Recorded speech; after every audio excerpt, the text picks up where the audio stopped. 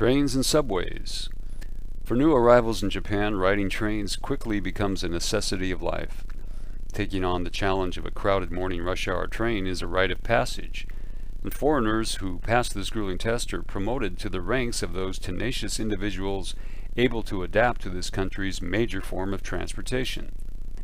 Scenes viewed on television or in magazines of white-glove conductors pushing throngs of commuters into crammed compartments are unfortunately a reality, and anyone bold enough to literally jump into this melee will experience the claustrophobic's worst nightmare. My initial encounter with rush hour in Tokyo was on a Monday morning, and I was due to report bright and early for my first teaching job 30 minutes away by train. With the naivety of a novice rider, I patiently waited for the crowd on the platform to disperse, convinced there was no possible way to physically enter the packed carriage. Allowing several cars to pass, I realized that if I didn't board the train soon, I would be late for my first day of work. Eventually forcing my way into the compartment, I was engulfed by a multitude of bodies compressed into one cohesive mass, which swayed uncontrollably with each erratic surge of the train. My freedom of movement relinquished entirely within a vortex of chaos that possessed a will of its own.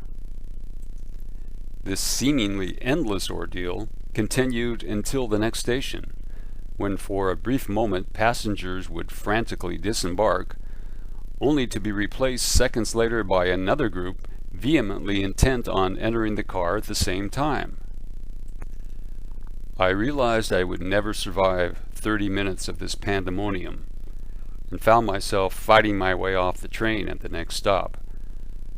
I decided that the only solution to the dilemma was to find accommodation within walking distance of the office, or to establish a schedule that would allow me to avoid the inevitable crowded conditions that exist in any major Japanese city from the morning hours of 7 to 9. In addition to the horrors of rush hour, there are other pitfalls that newcomers should be aware of when riding trains in Japan. Although trains in Japan are an engineering marvel, oversights were obviously made when designing the tracks in relationship to certain platforms. A number of stations contain very large spaces between the train and platform, and upon entering the carriage you find yourself carefully stepping over them like a mountaineer negotiating crevices. Some of the gaps are large enough to consume an adult or child, as I was witness to one spring afternoon in Akasaka Station. Sitting near the entrance, I suddenly heard a shrill scream of panic erupt from a female passenger attempting to board. Apparently, as she and her young daughter entered the compartment, the girl inadvertently slipped between the train and platform onto the tracks, the distraught mother desperately pulling her trembling daughter back onto the trains, second before the doors shut automatically.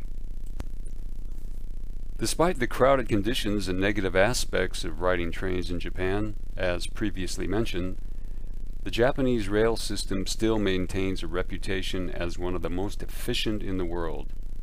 Punctuality is almost guaranteed, and frequency of departures and arrivals is truly impressive, with a waiting time of only a few minutes between trains, and a maximum of only 10 minutes on smaller lines servicing outlying areas. Japanese trains are also among the cleanest and safest in the world, and accidents or breakdowns are almost non-existent.